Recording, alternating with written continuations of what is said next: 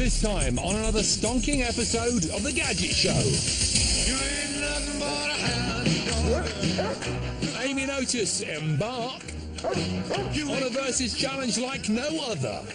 Best dog groom I've ever done. As they arm themselves with a pair of poodles and go up against the pros in the dog-eat-dog world of grooming. Well, I said Have you ever seen a poodle, Amy?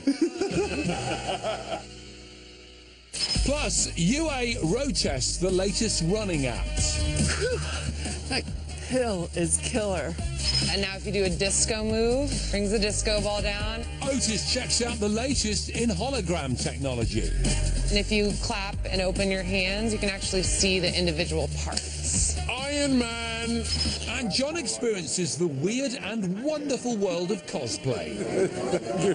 To find out if we all need to get an HDR TV.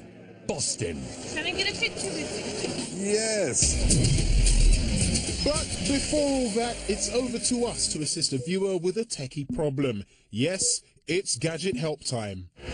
This is Hannah, a teaching assistant and model from Birmingham. She wants some help picking out a cool camera gadget. Hello. Hannah, coming in. Welcome. What can we help you with? Okay, so I'm looking to get into photography. I've done a lot of vintage projects before, vintage shoots, but I've always been the other side. And now I want to get into actually shooting, setting up my own shoots. I want that nice old school feel to the photos. So what kind of budget have we got to play with? I'm looking around the £100 mark. I don't mind a little over either. Okay. All right. Well, I want to go first, guys, if that's all right. Do your thing. Amy. Come on, let's go outside. We need our coats on. I've got Hannah a camera that fits the bill perfectly. Okay, Hannah, I have for you a very beautiful little camera here. It's a perfect mix between vintage, which I know you like, and the digital technology world. It is the Impossible i1, an instant camera. The good thing about this and the new thing is that it works along with the i1 app on the phone. The i1 allows you to change the look of your photos before you've taken them with a variety of features, including light painting, double exposure and shutter speed. Perfect for the vintage style photos that Hannah wants to create. And once you've selected your preferences on the app, the camera automatically recognises them. Are we ready? Go! The app works as a remote shutter too, meaning you can fire off snaps without the camera even being in your hand. Although in practice, it was a bit of a faff. It was actually quite difficult to handle with the camera and then with the app as well. I thought it was going to be a lot clearer, to be honest. I thought it was going to be more of a crisp picture. I love the colours, the pastel-y sort of colours, but the actual clarity of the pictures is a bit... It is admittedly over your budget, but then you have got that fact that you're combining that kind of vintage you get to see instant... it before you print it, yeah. And playing around with some wicked features. It's quite cute. It's very artistic, which is what I'm going for. Which is what you're going for. Yeah, I think Hannah's being kind there, Amy. It's over double her budget. Time to watch the master at work. Hannah, are you ready for this? I think so, yeah. So the brief that I've got, what I've taken from your mind, is that you're into your vintage, all right? Yeah. You're a little bit arty, and you want something that looks cool, is fun to handle, but gives you that vintagey feel, bit sort of hands-on. Yeah. A bit analogue.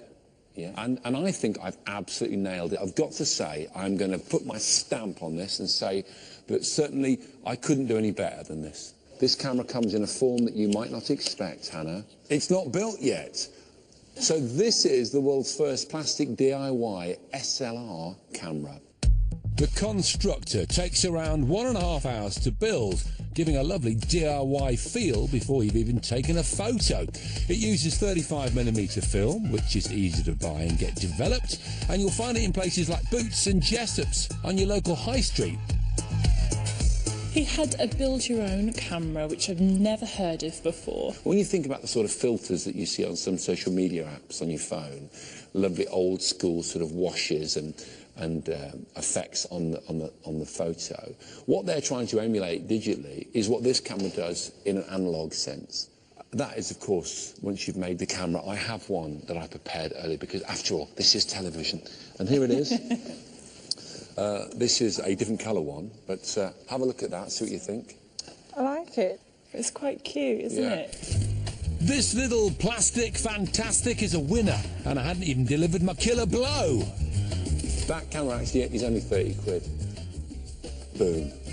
The actual prints that came out from that, considering it's a £30 camera, were really, really what I was looking for.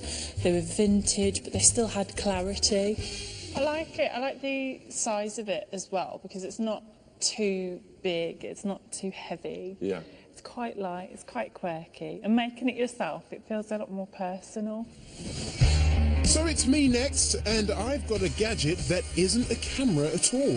What I've got for you is this. It's a pocket mobile printer, and it comes courtesy of Polaroid. Once upon a time, they created a camera that gave you pictures instantly. Yeah. I say instant, it took a few seconds, but it was a lot quicker than taking your roll of film into the chemist and getting it done that way. This will let Hannah use a camera she's already got, the one in her smartphone. The printer connects wirelessly to any smartphone. You can use Bluetooth or NFC, near-field communication, and its app lets you add loads of filters before you print. 3, 2, 1.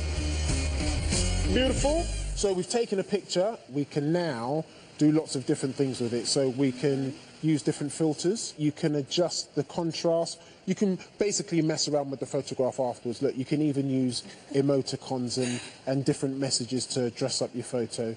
Once you've decided how you want your picture to look, happy with that? Yeah. All you have to do is tap print.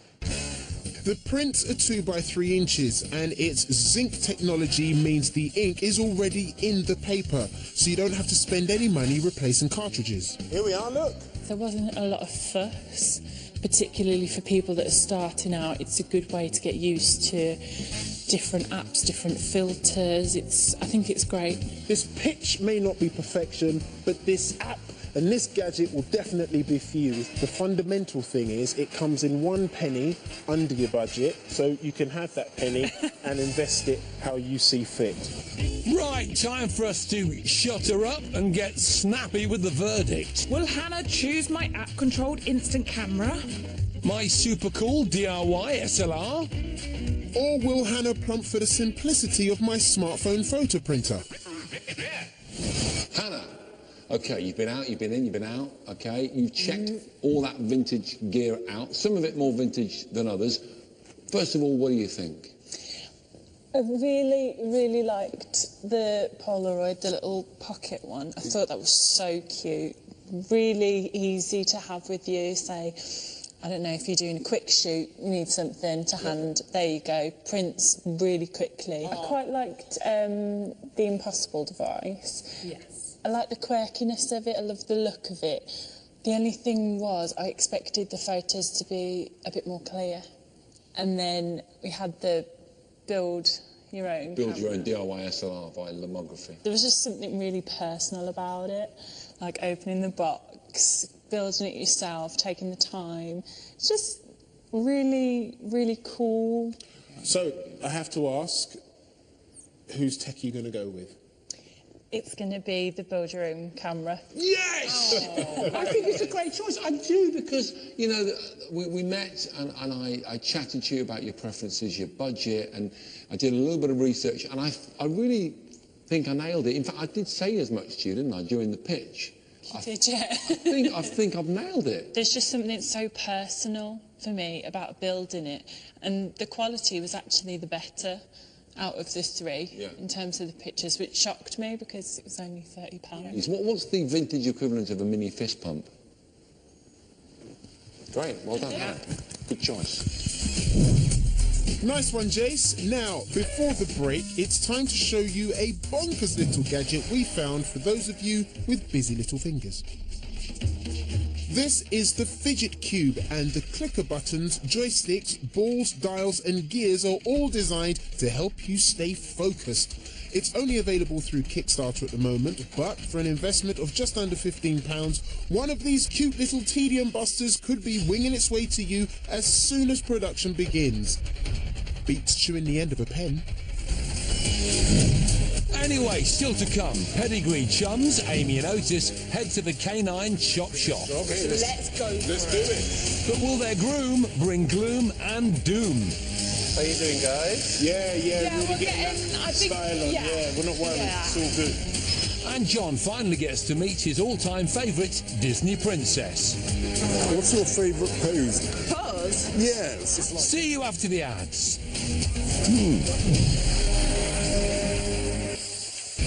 Welcome back to the Gadget Show. Next, John's at Manchester Comic Con, basically a festival for comic book, sci-fi and movie fans, answering a very important question. Should you buy an HDR TV?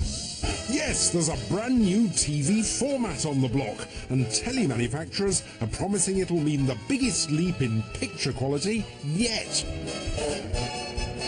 Using this colourful bunch as my guinea pigs, I'm going to conduct a very thorough test to find out if we should all upgrade. But first, what is HDR? HDR stands for High Dynamic Range. It's a term applied to a new breed of TV that, when fed with HDR footage, promises to be brighter, more colourful and more realistic. To be classed as HDR, a TV must have a brightness level of at least 540 nits, which is a technical term for measuring brightness, and be able to process a 10-bit colour signal. For comparison, normal HD tellies generally have a brightness level of around 400 nits and only process an 8-bit colour signal. At the moment, different manufacturers have different names for their particular HDR sets, but most shops will clearly label whether or not a TV is HDR to help avoid confusion. So, on with the test. My plan was to film a sequence of colourful comic book fans. Very good. Do give me your best expression, please. Thank you so much. So I headed off to gather some footage.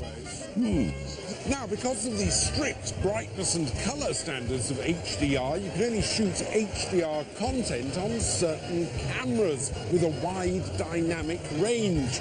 I'm using this Blackmagic Cinema camera. It costs around £2,500. I then have the footage edited at 3 levels of quality. Thank you. Standard HD, higher resolution 4K and full-blown HDR. Thank you. There's lots of contrast here, lots of bright colours. We're actually shooting against the light. Perfect conditions to test HDR. The test would be to show all versions of the video to this lot and see which one they liked best. Can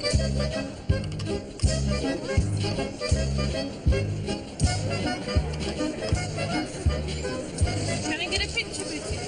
Yes. Well, I think I've got enough footage now. On with the edit. This is Gadget Show editor Lee, who's been tasked with editing my footage, and he's had to learn some new tricks. For years, TV shows have been edited to meet a certain set of standards regarding brightness and colour. Without going into too much detail, HDR footage is edited to a much higher standard that requires new editing software and hardware. It's these new standards of brightness and colour that HDR TVs can show and normal TVs can't. But there is a catch. As HDR technology is still quite new, the major UK broadcasters don't yet have a date for when they'll start producing it. It's not all bad news though, because the likes of Amazon Video and Netflix are streaming HDR content right now. The footage had now been edited at 3 levels of quality: standard HD, higher resolution 4K, which has 4 times as many pixels as HD, and full-blown HDR. Time for the test. I'd set up 3 identical Samsung HDR TVs. One would play the HD version of the video, one the 4K version, and one the HDR. All to a crowd of comic fans who'd vote for which they thought looked best. Excellent. Good afternoon, everybody. Thank you very much for agreeing to take part in our test. Now, earlier on in the day, I shot a short video, and we're going to play it on these 3 TVs in slightly different versions. And in a moment, we're going to vote on which one we think is best. So, stand by, pay a lot of close visual attention as I press go. My focus group watched intently, including Spider-Man, Sailor Neptune and Sailor Uranus, the Joker, and these two, whom I'm reliably informed are Solid Snake and Quiet from Metal Gear Solid. They'd no idea what the differences should be between the videos, so the results would be impartial.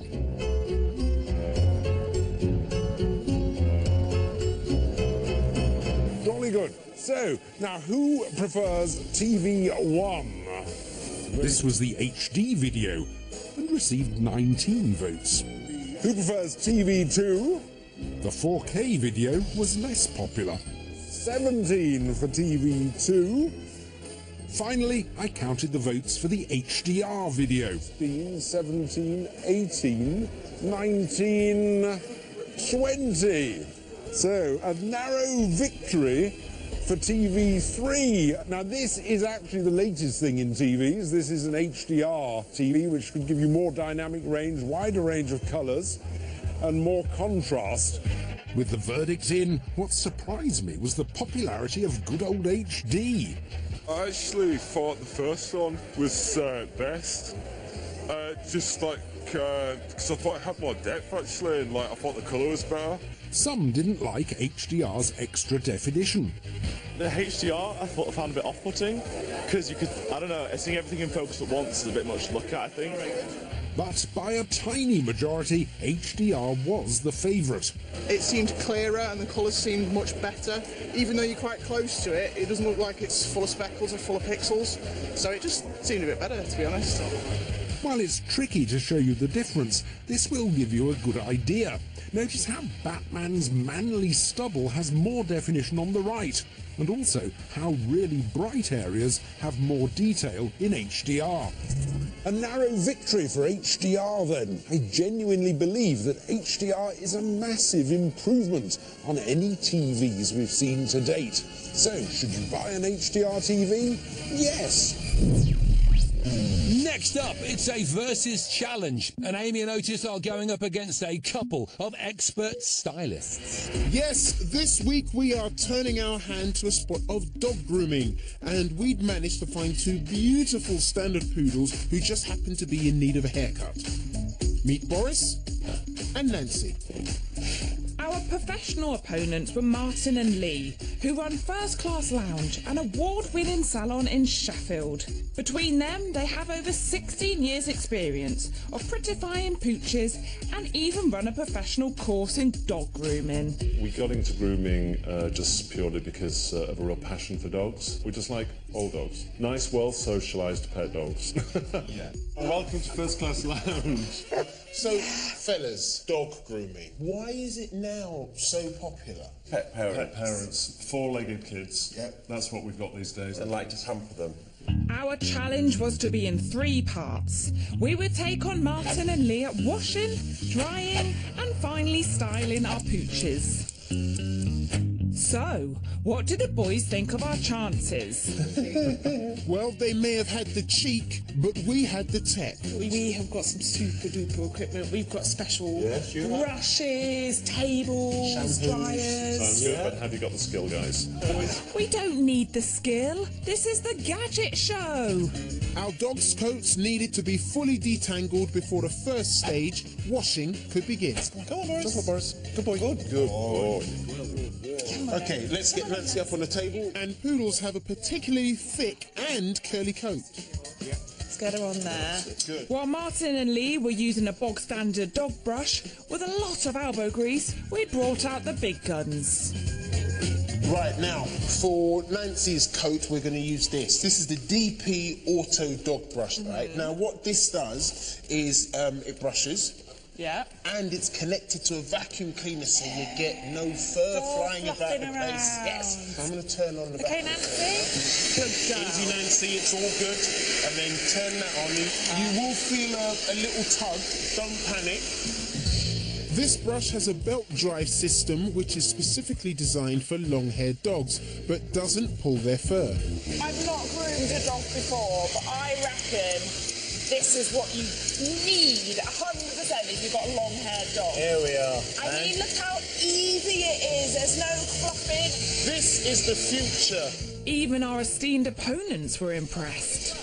Actually, that's doing a pretty good job. Yes. We better get brushing. I think you better have.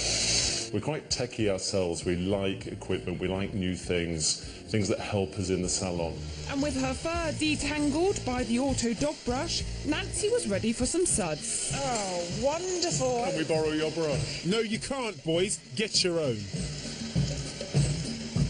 It's looking good. You've done a good job. We had them frightened. We could win this.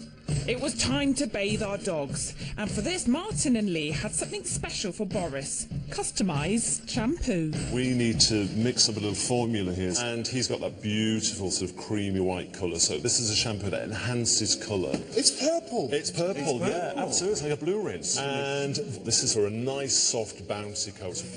With a hydro bath filled at the optimum calming temperature and a sprayer set at the perfect strength. Nice, warm, comfortable and secure dogs, that's what we want. Boris was being treated like a VIP, a very important poodle. We, on the other hand, took Nancy down a back alley. Say, and turned a hose pipe on her. Tap. But not just any hose pipe. This here is the Woof Washer 360. Okay. Yeah. From Bubblehead. Basically, you wrap it round like that, push the lever forward. Oh, no. Ta-da! There's a soap dispenser there, so the soap comes out, and then we just rub it in. There we are. Oh, look. You look like a little sheep. Yeah. Not sure about that. Woof washer. Yeah. Oh, I see. Yeah. How's it going? Really well, look. Are you rinsing? You're rinsing. Now Nancy looks like So she's you loving moved it. on. Yeah. Excellent. Good luck, Nancy. Good luck with that one. Thank you. Okay. Rinse. Nice. Meanwhile, Martin and Lee were ready to start drying, and they had a couple of pro blowers to blast off any excess water. And Boris was loving it. We too had to blast away excess water from our dog's fur. So let's go for Let's do it. Right. And for this, we had the Mega Blast 2 dog dryer, which, even though it comes in shocking pink, has two very butch 1100 watt motors inside it. How you doing there, Nancy? You all right? Good girl. Underneath. So, with most of the surface water removed from Nancy's fur, we were ready for the next stage of drying, known as the fluff. But just then, the boys returned with Boris, and we had a bit of a shock. Boris looked the dogs. We weren't intimidated though. For the perfect fluff, a specialist dryer is needed, and we had something amazing lined up. Now we have to fluff the dogs. Got the i900 stand dryer here. So this is where we use warm air and comb at the same time to make all the curly hair straight so that you can give an even cut. The iBlow 900 has an ionic generator which cuts down on static forming in a dog's fur. This stops shocks and means brushes and combs can move through hair with ease, meaning less slugs. And then that comb should just glide through. Glide, yeah, get in there. Again, the boys were more than impressed with our tech. Actually, I've got a little bit of dryer envy for that dryer. They're definitely getting there with that. They did the job. Yeah, it was good. At the start of fluffing, Boris looked so good we thought the boys were sure to win.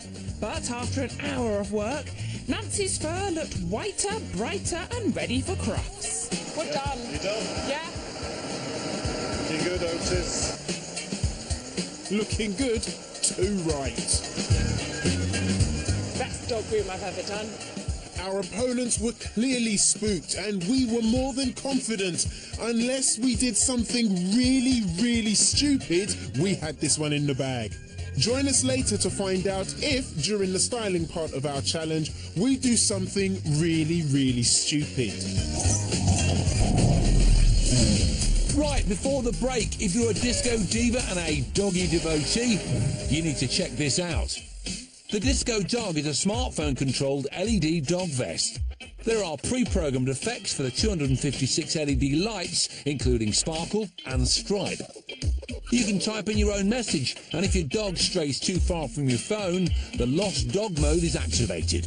Groovy. If you want to find out more about all of the tech featured in the show, or if you need some gadget help, log on to our wonderful website at channel5.com/gadget show, and you'll find all the info you need. After the ads, we head to the west coast of America. And then if you fist pump like a DJ. Where Otis becomes a hologram. High five me. Nice. And Yue becomes a running woman. Like, kill is killer. Okay, it's close enough.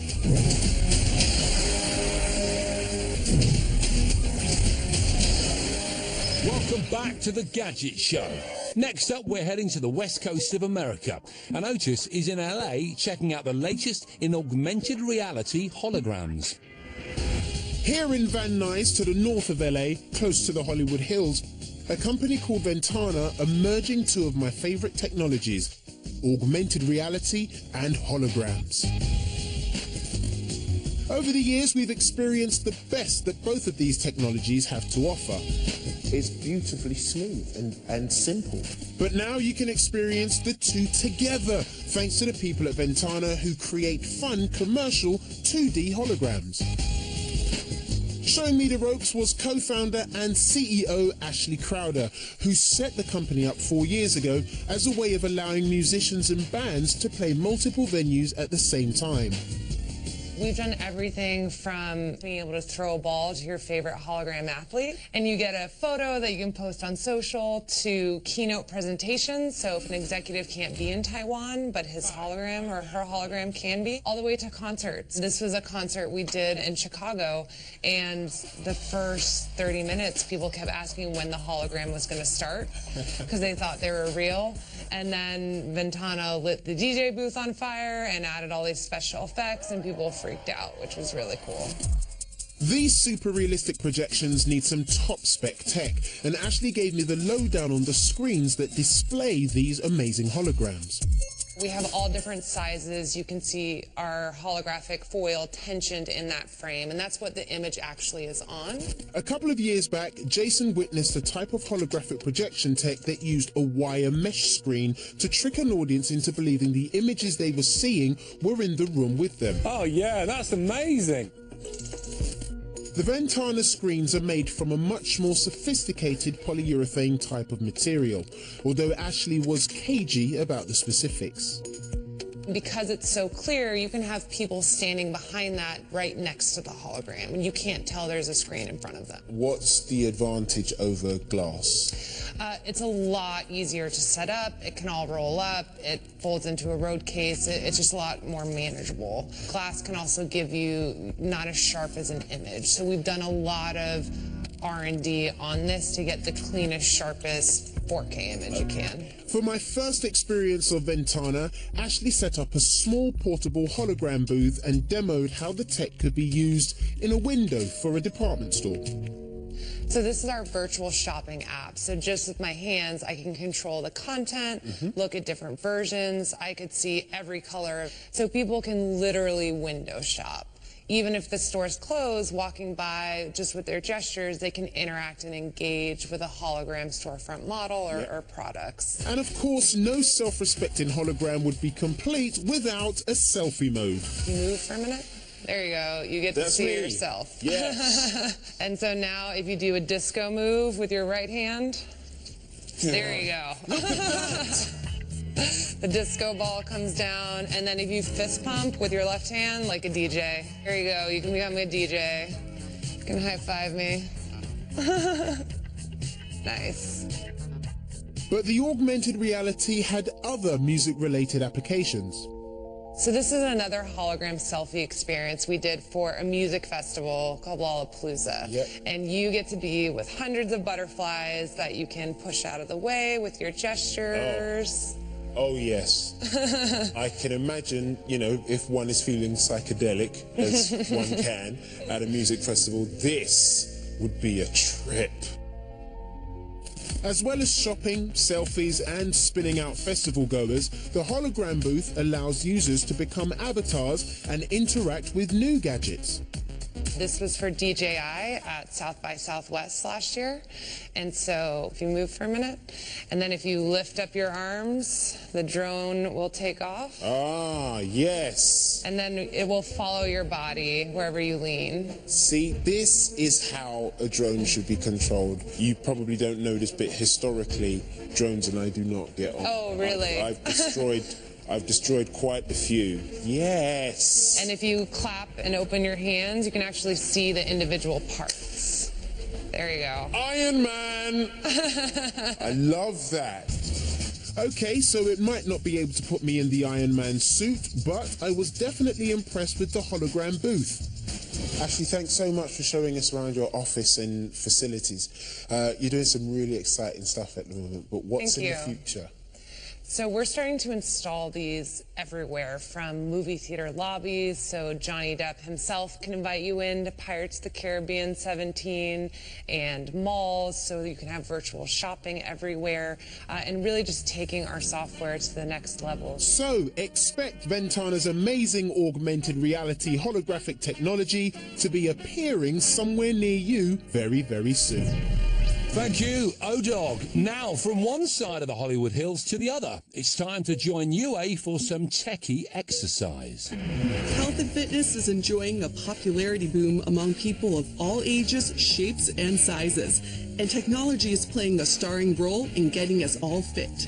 Over the course of this series, I'll be showing you how tech can help transform you from couch potato to fitness freak. So far, we've looked at fitness trackers and nutrition. Oh, that's lovely. This week, the hard work begins with apps that are perfect for fitness newbies.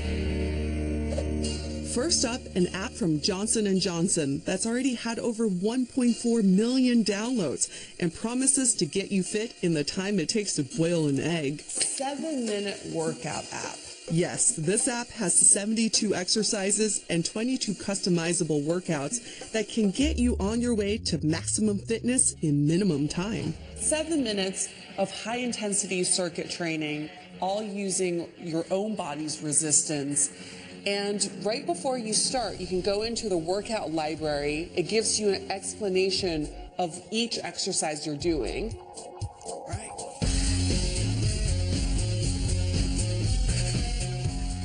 The beauty of circuit training is that each exercise works different muscles. You really have to transition very quickly from each exercise. What's next?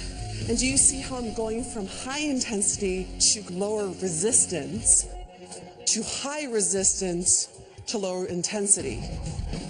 So your heart rate goes up, down. Very effective. If you like to take your exercise indoors and you're short on time, then I think the 7-minute workout would be perfect for you. If you're blessed with more time to spare than just 7 minutes, you might want to take a more measured approach to becoming fit. The 5K Runner app aims to take you from 0 to hero in just 8 weeks. Begin with a 5-minute warm-up walk. Aided by a built-in audio coach, the app has been created for exercise novices. Its run, walk, run approach slowly builds up stamina, helping the wannabe athlete get from lazing on the couch to running 5K in no time. And all this just by exercising for 30 to 40 minutes per week. 5K Runner is crazy popular at the moment, and I think it's the perfect starter app for the novice runner. This is the Runkeeper app, designed for people who are already running but want to know how they're getting on and how they can improve. It records all of your runs, including the route, speed, distance, and time, as well as suggesting new routes and ways to improve your speed or distance. It also offers a ghost run option, meaning it records your performance on a previous running route using GPRS and allows you to race yourself when you run the same route again. Spooky. Oh my gosh, that hill is killer. It too has a built-in audio coach. And about every 5 minutes, she gives you an update in your year on your pace, the distance you've covered, kind of a slew of information. Total distance, 3.15 miles. And as you run more and more, you start building this history of all your runs, and you can compare which ones were great on your off days, which ones were terrible. And then it also maps every run, so you see the courses that you've been covering. As a regular pavement pounder, I run at least 3 times a week. This app is a definite favorite. So there you have it, 3 nifty little fitness apps that will get you off the sofa and on the road to fitness in no time at all. Next time, we're stepping it up a level and start introducing some exercise equipment into the mix.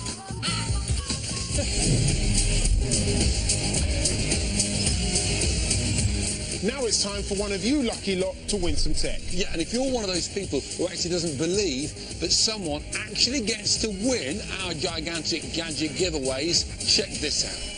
Ever wondered what it's like to win the Gadget Show competition? Well, wonder no more. We sent our van packed full of tech to a lucky winner from last series. Oh, wow. No, lad. The McDonald's from Hartlepool. The house will be bouncing. Put the kettle on, Scotty. It's all mine. Can't wait to get this on the wall. This is unbelievable. Absolutely unbelievable. Yeah. People really do win it. Keep trying, people do win it. Normal people win it. You've got to be in it to win it. So there you have it, a genuine winner. And if you fancy filling your living room with a van full of tech, pay attention, because we are giving away an amazing bundle, including a mountain of gadgets and a trip to Stockholm worth £40,000. Say what? I know! Here's the list.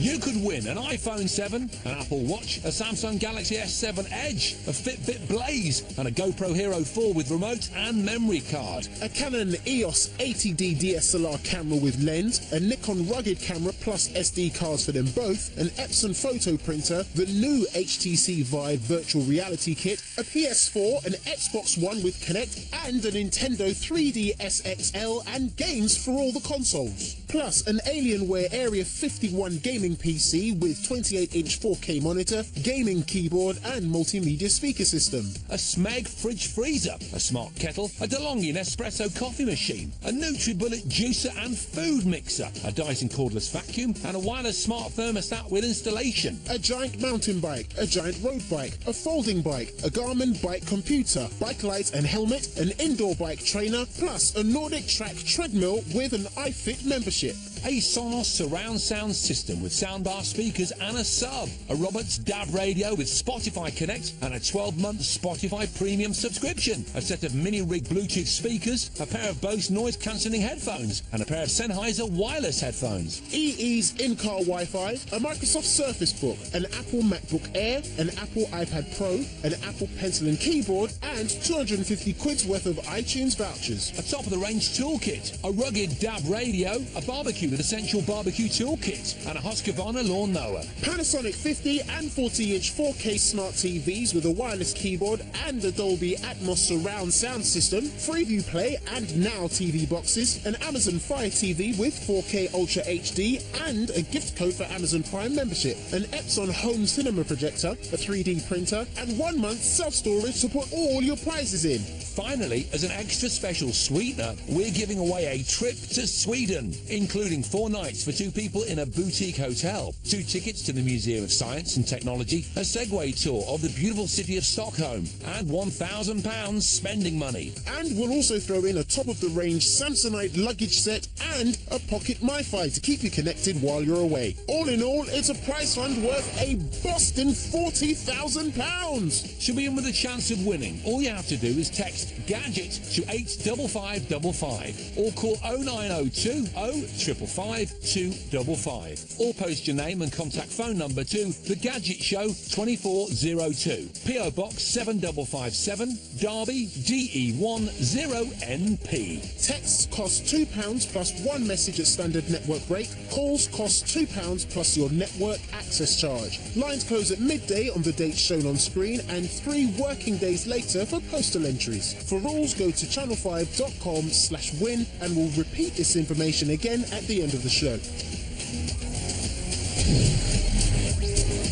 Right then, it's time for some ads, but after that, we return to the Poodle Parlour to see if Otis and Amy turn Nancy into a right dog's dinner. Here we go, just pair of clippers, yeah, gonna use these. Or if she turns out to be a real hot dog. Welcome back to the Gadget Show, where it's time to return to this week's Versus Challenge. And Otis and Amy are taking on Martin and Lee, 2 of Britain's top dog groomers. So far, so good. Our challenge was to try and beat Martin and Lee at their own game, namely making pooches pretty. The groomers could use their pro equipment and years of expertise, while we had consumer tech and, well, that was about it really. We each had a show poodle to wash, dry and style, and so far we'd done pretty well. Even our rivals were impressed. So we hold our hats off to them, that was good. They did a good job. Especially for their first time of ever doing it, yeah, they did a good job. So, with both our pooches washed and dried, we were ready for styling. This would involve cutting and shaving the coat into a pleasing aesthetic form. I mean, how hard could that be? Okay, so next is cutting, right? Yeah. Yeah. And so do you have some top stuff to use, some new gadgets to use for that? Always. Our first bit of styling tech were the Wall Super Clippers, a consumer set of battery-powered fur slicers with professional aspirations. And we also had some flaming pink scissor guards from Scaredy Cut, designed to ensure every follicle would be sliced to the perfect length. Very good. Fancy gadget they are. Yeah, see? Simple, but... Simple bit ineffective. Yeah, look. We had our kit, but unfortunately no idea about style. I mean, we don't really know what we're doing, do we? Ooh. We don't know a shape. I feel like I almost need to draw some lines on her so we get her symmetrical. That's a good idea. Marker pen. Yeah, like a marker pen. Yeah, no, not a marker Not pen. a marker pen. You can't use that on an animal. It's permanent. Yeah. See? You know what I mean? We're not Like trying to how- stop you in any way. Huh? Bit worried. Don't worry. Here we go. Let's go. Let's go.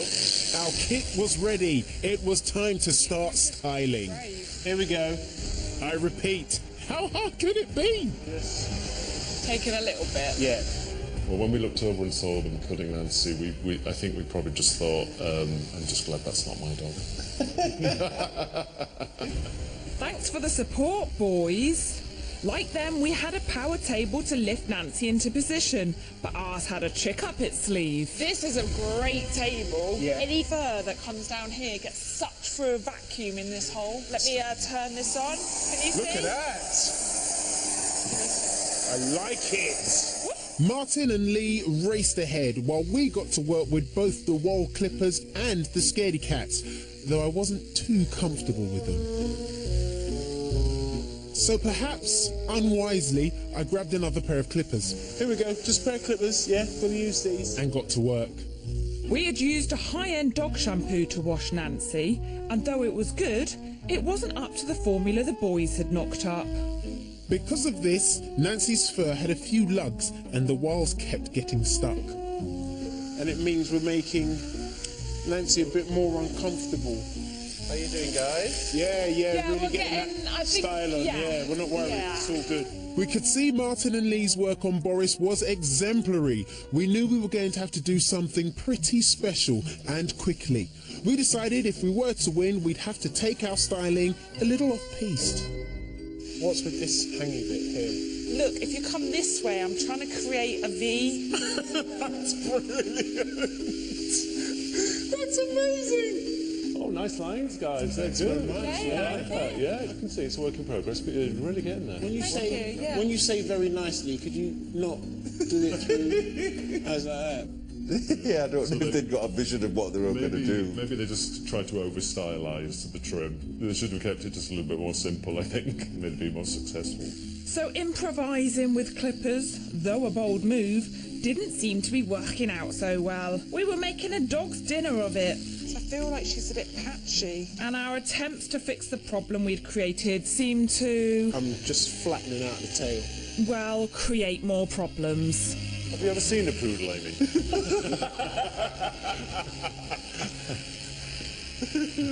You've been given the look. But we ploughed on. We added some Gadget Show branding. Go. A Gadget so good, even the boys had a blow.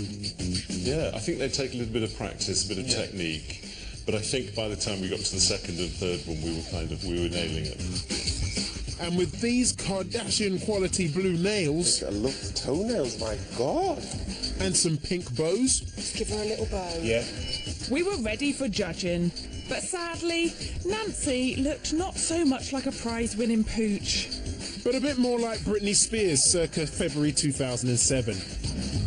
This was going to be interesting. Deciding our fate would be Stuart Simons, the Vice Chairman of the British Dog Grooming Association. What Stuart doesn't know about doggy style isn't worth knowing. So hello teams, I'm Stuart Simons, and all I'm looking for really, the most important thing is their grooms highlight their shape. We want to make sure that they're symmetrical, we don't want too many clear lines, we want them nice and blended. So, symmetrical, no clear lines, nice and blended. Got it. We could be in trouble here. So I'm just going to go around with the comb and make sure that we've got no knots. Hello, Boris. As Stuart took a look at our opponent's work, it was clear He looks really nice and clean and tidy. that Boris's appearance fulfilled all the criteria he was looking for. That was what nice shaved face, nice short feet. It's a nice groom. Nancy. We'd hoped Stuart would find a place in his heart for our more free-thinking, shock of the new approach. I like what you've done. So we want symmetry, which I think you've tried. Instead, he seemed to be simply dumbfounded. I think it's, told you speechless. Could I just... We were all tongue-tied, but the state of Nancy spoke 1,000 words. So it's absolutely nothing personal. The winner is Boris! Yay! What? Boris? You're joking, right? Nancy, you're a winner too. You guys are winners. Okay, so we lost, but the tech won, because the DP Auto Dog Brush, the vacuum table, Wolf Busher 360, and our top-notch dryers were brilliant. Yes, we fluffed up with the trimmers, but don't worry, no Nancy was harmed in the making of this programme. Immediately after we'd finished filming, she was professionally clipped, preened, and beautified by a crack team of professional groomers. Well done, Nancy. Anyway, next time on The Gadget Show, we go to Hollywood. Yeah, that. Mother of dragons, mixer of dragons. We go camping. Is it crisp? Want to lick my spoon? No, thank you. And we go to a very modern wedding. Thank you very much. Thank you. Oh, bless. Don't forget, if you want to watch the show again or catch up on any others, then head to our on-demand service, My5. Right, that's your lot, but don't miss your chance to get your hands on an amazing bundle of gadgets and tech worth, wait for it, £40,000, including a mini break to Stockholm. To enter, all you have to do is text Gadget to 85555 or call 0902 0555 255 or post your name and contact phone number to The Gadget Show 2402, PO Box 7557, Derby, DE10NP. Texts cost £2 plus one message at standard network rate. Calls cost £2 plus your network access charge. Lines close at midday on the dates shown on screen and 3 working days later for postal entries. For rules, go to channel5.com/win. Laters and good luck. We're going from digital technology to an engineering masterpiece at mine with Brunel's incredible Clifton Suspension Bridge as the new Britain's Greatest Bridges continues. Before that, we're heading to the home of the best Hogmanay party on the planet for some of the bloodiest deeds in history in the start of the new Secrets of Great British Castles.